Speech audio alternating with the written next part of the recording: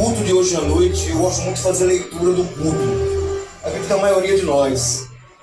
Ele tem falado sobre relacionamento, socorro e providência. Repitam comigo. Relacionamento, socorro e providência. A palavra de Deus nos fala, a nossa leitura vai ser no livro de Atos dos Apóstolos, capítulo 17, a partir do versículo 15, onde nós temos aqui um embate muito grande do apóstolo Paulo em defesa daquele Deus que quer se relacionar, prover e socorrer na nossa vida.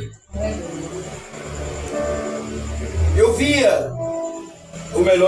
um testemunho que outrora eu tinha visto no passado e não foi tão enfático e incisivo na minha vida como foi no dia de ontem.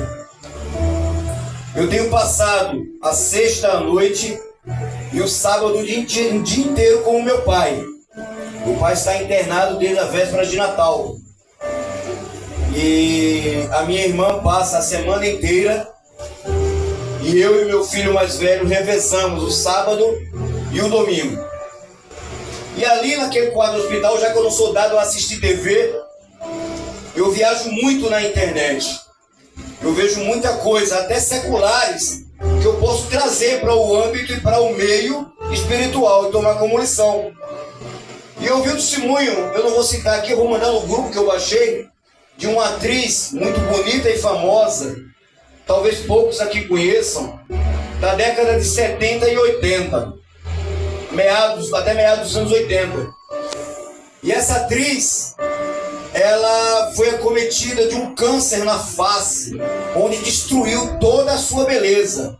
E eu digo de passagem que depois Deus restaurou a beleza com muito mais graça, porque ela rendeu-se e o convidou para a sua vida.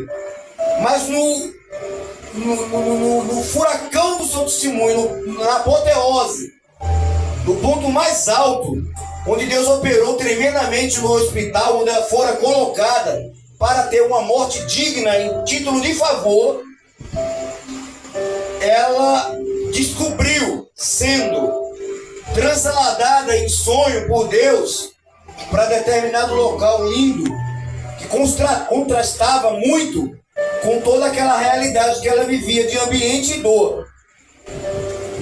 E ela grita no quarto, pois ela recebeu a visita de 3 médicos, os quais ela achavam, 3 homens, que iam colher o seu sangue novamente para examiná-la. E ela viu depois que não era, que devolveram ela aquele ambiente e aqueles homens não eram homens naturais como nós. E ali ela grita: Deus existe! Deus existe! Porque Deus fez algo quando ela passou a mão no seu rosto, aquelas protuberâncias de 10 centímetros de avançamento da sua face haviam sumido e sido totalmente restaurado a sua face e os tecidos da qual. E eu quero começar dizendo aqui para vocês que Deus, ele não existe. Quem existe somos nós, que somos presos a uma coisa chamada tempo, crono. Temos um início e temos um decorrer de existência de vida e somos findos, falíveis. Mas Deus, ele está acima do tempo. Por isso ele não existe, ele é atemporal. Deus, ele é, e ele brada várias vezes no Velho Testamento: eu sou o grande, eu sou. Antes de mim não há, fora de mim não há, nem jamais haverá. Porque Deus, ele é, e o que é está acima daquilo que existe. O que existe, ele é corruptível, ele se deteriora, ele apodrece, ele fragmenta e ele acaba. Deus não acaba, porque Deus sempre foi, é e será. E diz a palavra de Deus no livro de Atos, no capítulo 17, a partir do verso 15, que os responsáveis por Paulo levaram-no até Atenas e regressaram, trazendo ordem a Silas e Timóteo para que, o mais depressa possível, fossem ter com ele. Enquanto Paulo esperava lá em Atenas, o seu espírito se revoltava em face da idolatria dominante naquela cidade. Por isso ele dissertava na sinagoga entre os judeus e os gentios piedosos, também na graça, todos os dias entre os que se encontravam ali. Era um hábito estarem ali debatendo sobre religiosidade. Em alguns dos filósofos epicureus e estoicos, são dois filósofos que existiam na época, e seus seguidores contendiam com ele, havendo quem perguntasse: que queres dizer, tagarela? E os outros: parece pregador de estranhos deuses, pois pregava sobre Jesus e a sua ressurreição. Então, tomando-o consigo, os levaram ao Areópago, dizendo: podemos saber de uma nova doutrina, que é essa que tu nos ensina? Ora, o posicionamento em riste e apologético de Paulo em relação a Jesus o Cristo de Nazaré despertou curiosidade. É a nossa função na terra, despertarmos sede e curiosidade. Posto que nos trazem aos ouvidos coisas estranhas, queremos saber a que vem a ser isso. Pois todos os de Atenas e os estrangeiros residentes, os prosélitos de outra coisa não cuidavam senão dizer ou ouvir as últimas novidades. Então Paulo, levantando-se no meio do Areópago, disse: senhores atenienses, em tudo vos vejo acentuadamente religiosos, porque passando e observando os objetos de vosso culto e adoração, encontrei também um altar, no qual estava escrito: ao Deus desconhecido. Quero eu aqui, Jesus Villanova, fazer um adendo: ao Deus inexistente, ou o Deus existente, que nós sabemos que não existe. Ele é. Glória a Deus. Qual versículo? Porque, não, perdão, 24. O Deus que fez o mundo e tudo o que nele existe, sendo ele Senhor do céu e da terra, não habita em santuários feitos por mãos humanas, nem é servido por mãos humanas, como se de alguma coisa precisasse, pois ele mesmo é quem a todos dá a vida, respiração e tudo mais. De um só fez toda a raça humana para habitar sobre toda a face da terra, havendo fixado os tempos previamente estabelecidos e os limites da sua habitação, para buscarem Deus e porventura a Deus, se porventura tateando ou possam achar, bem que não está longe de cada um de nós, pois nele vivemos e nos movemos e existimos, como alguns dos vossos poetas têm dito, porque dele também somos geração, sendo, pois, geração de Deus. Não devemos pensar que a divindade é semelhante ao ouro, à prata, à pedra, aos trabalhos pela arte e à imaginação do homem. Ora, não levou Deus em conta os tempos da ignorância. Ora, porém, notifica aos homens que todos em toda parte se arrependam, porquanto ele estabeleceu um dia em que há de julgar o mundo com a justiça, por meio de um varão que destinou e acreditou diante de todos, ressuscitando-o dentre os mortos. 32. Quando ouviram falar da ressurreição dos mortos, uns escarneciam, zombavam, e outros ainda disseram: a respeito disso te ouviremos noutra ocasião. A essa altura, Paulo se retirou do meio deles. Houve, porém, alguns homens que se agregaram a ele e creram, ou converteram-se. Entre eles estava Dionísio, o Areopagita, uma mulher chamada Damaris, e com eles outros mais. Glória a Deus. Aleluia. Foi dito essa noite aqui, no testemunho breve da diaconisa, de que, e louvado por ela, de que o nosso segredo é falarmos exatamente o que contradiz a nossa realidade. É loucura? Não. E é. É fé? Fé para o mundo é loucura. Para nós é certeza de que, por pior que na visão humana e na nossa realidade que seja, Deus ele tem operado. Ora, sunamita, tu perdeu teu marido. Como é que vai? Vai tudo bem. A diaconisa diz que o inimigo ele fica irado, e fica, mas ele fica bem mais que irado.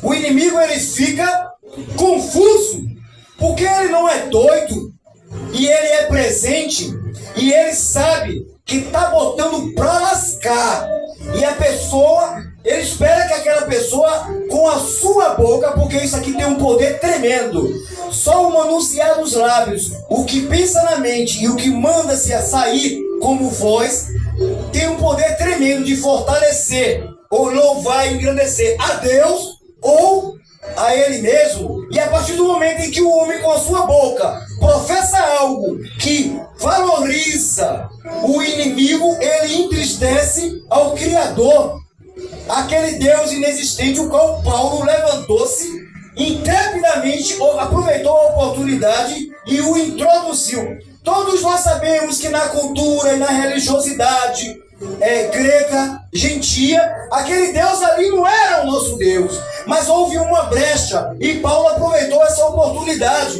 Opa, se eles mesmos adoram e veneram um Deus que não tem nome, eu vou dar um nome a esse Deus. Ele se chama Jesus, o Cristo de Nazaré. E quando nós abrimos a nossa boca para dizer que não vai bem, que a dificuldade está maior, a luta está grande, e lamuriar, e se autocompadecer, um sentimento de autocomiseração, nós estamos dizendo o contrário do que Paulo aproveitou naquele dia. Nós estamos dizendo de que a nossa vida não é um dom, não é um presente, apesar dos pesares. Ora, se quem me deu a vida, quem me permite as dificuldades, sejam elas vindo por permissão absoluta ou permissão permissiva de Deus, mesmo que o inimigo ele passe a agir na nossa vida, mesmo que seja uma decorrência das nossas próprias atitudes, como consequência, como a palavra nos relata em Gálatas 3, 6 e 7.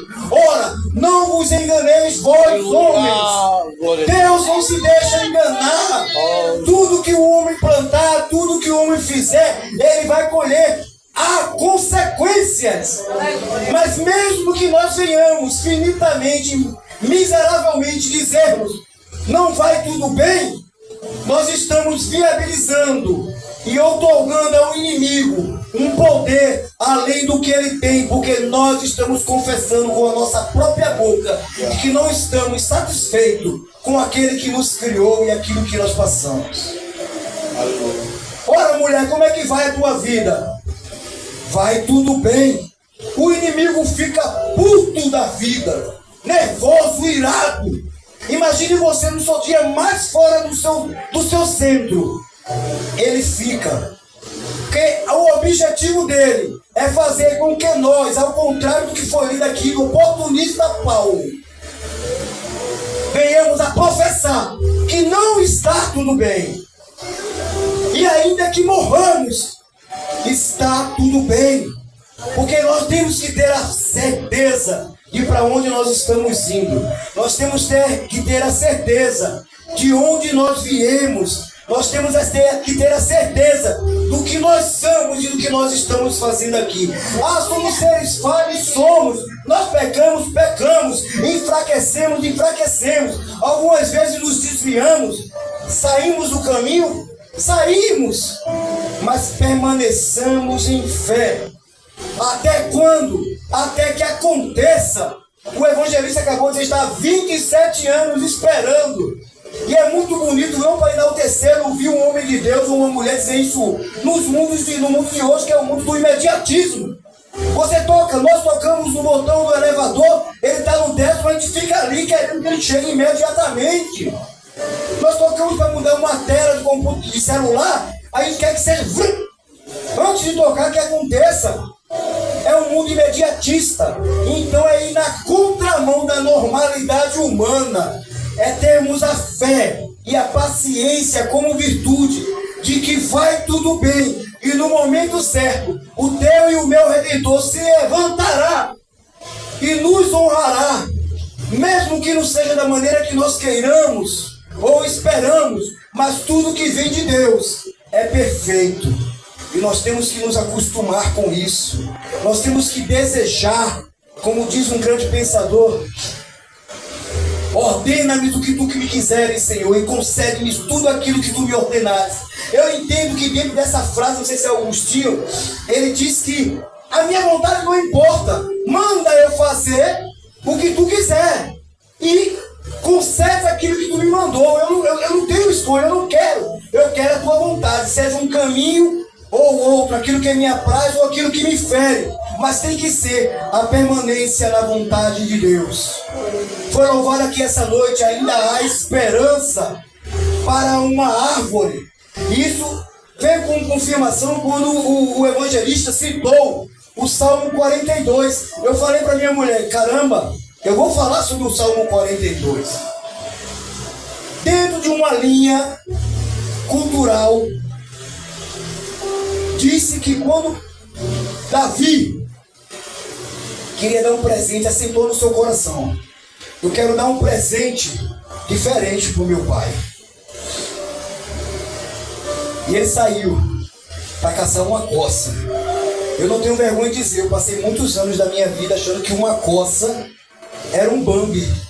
Uma coça, ele é grande, ele é do tamanho de um camelo, com a cabeça enorme e chifres que parecem folhas de bananeira, grandes, extensos e largos. Aquilo é a coça. E quando Davi saiu para caçar aquela coça, de acordo com essa cultura judaica, ele quis surpreender o seu pai, honrar o seu pai, Jessé. E ali, quando ele ia pegando a coça, ele visualizou um leão. E o leão, ele estava na espreita para pegar a coça também e se alimentar como presa. Há um ditado no Brasil que diz o seguinte: quem não tem cão, caça, não é com o gato, é como um gato. O cão, ele corre, ladriando, puf, pega. Pode o bicho correr à vontade, eles pegam. Mas o gato, ele vai. Quem já viu um gato querendo pegar uma lagartixa ou algo semelhante? Quando você vê, ele pegou. E o leão é um felino. E diga-se de passagem, ele é o único felino que vive em bando. Todos os outros vivem individualmente. E quando ele viu aquele leão, ele temeu pela sua própria vida. E ali ele ficou acompanhando. A corça ia, o leão ia e Davi ia atrás. Porque naquele momento ele desistiu de disputar com o leão aquela caça. Ele não ia vencer. Se ele fosse matar o leão, a coça fugia. Se ele fosse pegar a coça, o leão pegava Davi. Então ele passou a observar. E ali ia. E teve determinado momento depois, em que ele observava o leão por questão de autossobrevivência. E quando ele procurou a corça sumiu. Então ele só via o leão procurando a corça e ele observando o leão e ele também procurando a corça. De repente ele se viu salvo, porque naquele momento ali só tinha ele e o leão. O objetivo, o objeto da caça e da predação, tanto dele respectivamente como do leão, não estavam mais ali. Então ele tinha agora que o quê? Cuidar da sua própria vida. E naquele momento o leão desiste. Fareja e vai embora. Porque um dos sentidos mais aguçados dos felinos é o falo. E Davi se vê mais à vontade para sair da tocaia e procurar a corça. E ele vai mais adiante. Quando ele observa a corça dentro, não sei se era um rio, se era um lago, ele estava dentro das águas se banhando. Somente o chifrezinho de fora. E ali ele compôs, de acordo com essa cultura, acredito que seja uma história e não uma história. Ele compõe e escreve. Ele desistiu. Ele saiu para dar um presente para o seu pai diferente de valor. E quem recebeu o presente foi Davi. Em consequência disso, nós, que foi a inspiração do Salmo 42.